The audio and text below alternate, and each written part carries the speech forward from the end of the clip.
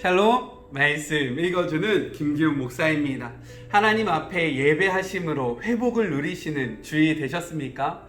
오늘부터 시작되는 삶의 자리에서도요, 매일 우리에게 주어지는 이 말씀과 동행하심으로 힘을 얻으시고 세상 속에서 살아가지만 하나님의 자녀의 정체성을 잃지 않는 주의 모든 자녀들이 되었으면 좋겠습니다. 오늘 우리 함께 보실 하나님의 말씀은요, 고린도전서 5장 1절부터 13절까지의 말씀입니다. 또한 나는 여러분의 교회 가족 가운데서 수치스러운 성행위가 행해지고 있다는 소식을 접했습니다. 여러분 남자들 가운데 한 사람이 자기 계모와 잠자리를 같이 하고 있다는 것입니다. 그것은 교회 밖에서도 용납되지 않는 일입니다. 그런데도 여러분은 그런 일로 당혹스러워하기는커녕 태연하기만 하더군요. 그 일로 비탄에 젖어야 하지 않겠습니까? 그 일로 무릎을 꿇고 울어야 하지 않겠습니까? 그런 일을 저지른 자와 그 소행에 맞서 어떤 조치를 취해야 하지 않겠습니까? 나라면 어떻게 할지 여러분에게 알려드리지요. 내 몸은 그곳에 있지 않지만 내가 여러분과 함께 그곳에 있다고 여겨주십시오. 무슨 일이 벌어지고 있는지 내 눈에 훤히 보이기 때문입니다. 분명히 말하건대 그런 행위는 잘못되었습니다. 그저 외면한 채 그런 행위가 저절로 없어지기를 바라지 마십시오. 우리 주 예수의 권위로 그 문제를 공개적으로 처리하십시오. 공동체의 교우를 모으십시오. 나는 영으로 여러분과 함께하고 우리 주 예수께서는 권능으로 임하실 것입니다. 그 사람의 행위를 공개적으로 조사하십시오. 그에게 자기 행위를 변호하게 하십시오. 그러나 변호하지 못하거든 그를 쫓아내십시오. 물론 그렇게 하는 것은 그에게 충격적이고 여러분에게는 당혹스러운 일일 것입니다. 그러나 그를 지옥에 떨어뜨리기보다 그가 충격을 받고 여러분이 당혹스러움을 겪는 것이 더 낫습니다. 여러분은 그가 다시 일어서서 심판날에 주님 앞에서 용서받기를 원할 것입니다. 여러분이 그런 일을 겪으면서 보인 경망스럽고 무감각적인 교만이 나를 괴롭게 합니다. 여러분은 작은 것으로 여기지만 그 교만은 작은 것이 아닙니다. 누룩은 작은 것이지만 빵 반죽 전체를 아주 빨리 부풀어 오르게 합니다. 그러니 그 누룩을 제거하십시오. 우리의 참된 정체성은 한결같고 순수해야지 나쁜 성분 때문에 부풀러져서는 안 됩니다. 우리의 유월절 어린 양이신 메시아께서 이미 유월절 식사를 위해 희생되셨으므로 우리는 누룩을 넣지 않는 유월절 빵이 되었습니다. 그러니 우리는 악독이라는 누룩을 넣어 부풀어 오른 빵이 아니라 누룩을 넣지 않는 납작한 빵, 곧 단순하고 참되고 꾸밈 없는 빵으로 유월절에 참여해야 합니다. 나는 전에 보낸 편지에서 성관계가 문란한 사람들과 어울리지 말라고 했습니다. 내 말은 그 같은 짓을 하는 교회 밖의 사람들, 곧 유체 노동을 하거나 사무직에 종사하면서 사기를 치는 사람들이나 영적인 사기꾼들과 전혀 상종하지 말라는 뜻이 아니었습니다. 그렇게 하려면 아예 이 세상을 떠나야 할 테니까요. 그러나 내가 지금 말하는 것은 그리스도인을 자처하는 어떤 친구가 불륜을 저지르거나 사기를 치거나 하나님께 건방지게 굴거나 친구들에게 무례하게 굴거나 술 취하거나 탐욕스럽거나 이기적인데도 여러분이 아무 일 없는 것처럼 행동해서는 안 된다는 것입니다. 여러분은 그런 사람과 어울려서도 안 되고 그런 행위를 용납해서도 안 됩니다. 나는 세상 사람들이 행하는 일에 대해서 책임을 질 것이 없습니다. 그러나 믿는 사람들의 공동체 안에서 이루어지는 일에 대해서는 책임을 져야 하지 않겠습니까? 교회 밖에 있는 사람들에게 판결을 내리시는 것은 하나님의 몫입니다. 그러나 우리의 형제자매가 가던 길에서 벗어날 때 필요하다면 그들을 내쫓아 교회를 깨끗게 하는 것은 우리의 몫입니다. 이것은 하나님의 말씀입니다. 우리가 함께 묵상하지 못했지만 바울은 4장의 말씀을 통해서 분쟁에 관련된 이야기를 마무리 짓습니다. 그리고 5장부터요, 새로운 이슈에 대해서 이야기하기 시작하는데 그것이 바로 음행의 문제였어요. 어떤 사람이 자신의 아버지의 아내, 즉 자신의 어머니 계모와 성관계를 맺은 것이죠. 바울은 이 이야기를 듣고요, 이렇게 이야기합니다. 메시지 성경입니다. 그것은 교회 밖에서도 용납되지 않는 일입니다. 개역개정은요, 그런 음행은 이방인 중에서도 없는 것이라 라고 이야기하고 있어요. 하나님은 구약의 그 율법을 통해서 자신의 그 백성들은 이러한 일들을 하면 안 된다는 것을 분명하게 밝히셨습니다. 그 당시 고린도가요, 성적으로 문란하기는 했지만 로마법에서도 이러한 근친상간의 문제는요, 굉장히 엄한 죄로 여겨졌습니다. 그렇기 때문에 로마 시민이요, 이러한 근친상간의 문제를 벌이잖아요. 그러면 자신의 그런 로마 시민권이 박탈당하는, 그렇게 윤리적으로 도덕적으로도 문제가 되는 그러한 죄였다라는 거죠. 그런데 바울을 더욱더 당황케 한 것은 무엇이냐면 이러한 문제를 대하는 고린도 교회의 성도들의 태도였습니다. 이 부분을 바울은 이렇게 이야기하고 있어요. 그런데도 여러분은 그런 일로 당혹스러워하기는커녕 태어나기만 하더군요. 더 나아가서 개역개정 6절을 보면 이렇게 기록되어 있습니다. 너희가 자랑하는 것이 옳지 아니하도다. 고린도 교회 성도들은요, 이 문제를 문제시 삼지 않는 것에서 더 나아가서요, 이것을 두둔했고요, 자랑하기 시작했습니다. 왜 그랬을까요? 그 당시의 시대와 그리고 문화를 통해서 살펴볼 수 있습니다. 이는요, 이 남편이 해결해야 하는 거죠. 이 아버지가 해결해야 하는데요, 이 아버지가 아무런 역할을 하지 못하고 있다는 것입니다. 그럴 수밖에 없는 상황이 있었겠죠. 왜 그러냐면 자신의 아내, 즉 이 계모가요, 자신 남편보다 더 높은 신분이었거나 혹은 유력한 집안의 자녀였기 때문에 이러한 소송도 하지 못하고 문제를 삼지 못했다는 것입니다. 그런데 문제는 무엇이냐면 세상적인 힘을 가진 이 사람이 교회 안에서도 동일한 대우와 그리고 동일한 권력을 사용했다라는 거죠. 그러니까 사람들이요, 이 사람을 두둔하고 그리고 자랑하기 시작했다는 것입니다. 바울은 이러한 배경 속에서요, 이러한 문화 속에서요, 단호하게 이렇게 이야기합니다. 그런 행위는 잘못되었습니다. 그저 외면한 채 그런 행위가 저절로 없어지기를 바라지 마십시오. 우리 주 예수의 권위로 그 문제를 공개적으로 처리하십시오. 수면 아래에 두지 말아라 라고 이야기하고 있는 거죠. 더 나아가서 이렇게 이야기합니다. 공동체의 교우들을 모으십시오. 나는 영으로 여러분과 함께하고 우리 주 예수께서는 권능으로 임하실 것입니다. 그 사람의 행위를 공개적으로 조사하십시오. 그에게 자기 행위를 변호하게 하십시오. 그러나 변호하지 못하거든 그를 내쫓아 버리십시오.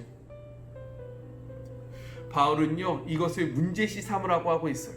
공개적으로 처리하래요. 주님의 이름의 권위를 사용해서 그 문제를 치리하라고 이야기하고 있습니다. 이 편지를 받은 고린도 교회 성도들은 어떠했을까요? 바울 오바한다. 왜 저렇게까지 해야 하나? 교회는 사랑하는 곳 아니야? 다 이해하는 곳 아니야? 다 품어야 하는 곳 아니야? 이렇게 의문을 품을 수 있었다는 것입니다. 바울은 이것을 알고 있었어요. 그래서 성경은 이렇게 이야기합니다. 물론 그렇게 하는 것은 그에게 충격적이고 여러분에게 당혹스러운 일일 것입니다. 이 문제를 공론화하기 시작하면요, 이것을 문제 삼기 시작하면요, 교회가 혼란스러워지는 거죠. 교회가 여러 가지 어려움에 처할 수 있다는 것을 바울도 알고 있었다는 것입니다. 그런데도 불구하고요, 바울은 이것을 처리해야 한다, 치리해야 한다라고 이야기하는 거죠. 왜일까요? 그 뒤에 말씀을 보면 그 이유가 분명히 나옵니다. 그러나 그를 지옥에 떨어뜨리기보다 그가 충격을 받고 여러분이 당혹스러움을 겪는 것이 더 낫습니다. 여러분은 그가 다시 일어서서 심판날에 주님 앞에서 용서받기를 원할 것입니다. 그 이유는 무엇이냐면요, 이것을 그냥 묻혀두면 이 죄를 지은 사람이요, 이것이 죄인지 모른다는 거죠. 죄인지 모르고 살아가다가 마지막 날에 하나님 앞에 심판대에 섰을 때에 이 죄의 문제로 이가 심판을 받는다는 것입니다. 그런데 이것을 공론화하고 예수님의 이름으로 그 권위를 힘입어서 이것을 치리하면요, 그 당시에는 문제가 일어나고 이가 상처를 받을지 몰라도 이는 그 문제로 인해서 자신의 삶을 되돌아보게 되고요, 회개할 수 있는 기회가 주어진다는 것입니다. 교회가 평안하기보다는 영혼을 살리는 것이 더 하나님 앞에서 옳다라고 이야기하고 있는 것이에요. 더 나아가서요, 왜 이것을 공론화해야 하는지 누룩의 비유를 통해서 바울은 또 이야기하고 있습니다. 여러분은 작은 것으로 여기지만 그 교만은 작은 것이 아닙니다. 누룩은 작은 것이지만 빵 반죽 전체를 아주 빨리 부풀어 오르게 합니다. 그러니 그 누룩을 제거하십시오. 여기 물이 있어요. 그런데 이 물에요, 제가 이 잉크 한 방울을 떨어뜨린다라고 생각해 보십시오. 이 물은 어떻게 되겠습니까? 먹지 못하게 되는 거죠. 왜요? 이 작은 잉크가 떨어짐으로 이 물이 오염되기 때문입니다. 마찬가지예요. 교회 안에요, 작은 죄가 들어오면요, 그 죄가 전염된다는 것입니다. 교회 공동체가 더러워진다라는 것이에요. 그렇기 때문에 주 예수 그리스도의 이름으로 그것을 끊어야 한다라고 바울은 분명하게 이야기하고 있습니다. 이것을 설명하기 위해서요, 유월절을 이야기해요. 유월절은 무엇입니까? 유월절에 그 이스라엘 백성들이 해야 하는 일들이 있었는데요. 그것이 무엇이냐면 자신의 삶의 자리에 있는 누룩을 다 모아서 제거하는 것이었어요. 이 누룩은 자신의 삶 속에 녹아져 있는 그런 죄악된 모습들을 의미합니다. 그래서 개역개정 7절에 보면요, 이렇게 기록하고 있는 거예요. 너희는 누룩 없는 자인데 새 덩어리가 되기 위해서는 묵은 누룩을 내버려야 한다.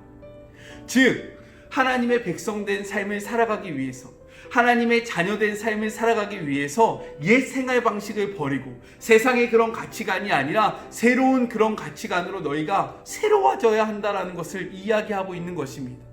이러한 이야기를 하다가요, 조금 생뚱맞아 보이는 9절, 10절의 이야기가 나옵니다. 바울이 이전에 고린도 교회에 보냈던 편지, 성적인 부분의 편지의 내용을 이야기하면서요, 너희가 오해하지 말아야 한다라고 이야기하고 있는 거죠. 무엇이냐면 이런 겁니다. 바울이 전에 먼저 이 편지를 보냈어요. 이 고린도 교회에 성적인 문제를 가지고 편지를 보냈는데 이 당시 사람들이요, 고린도 교회 사람들이 오해했다는 것입니다. 어떻게 오해했냐?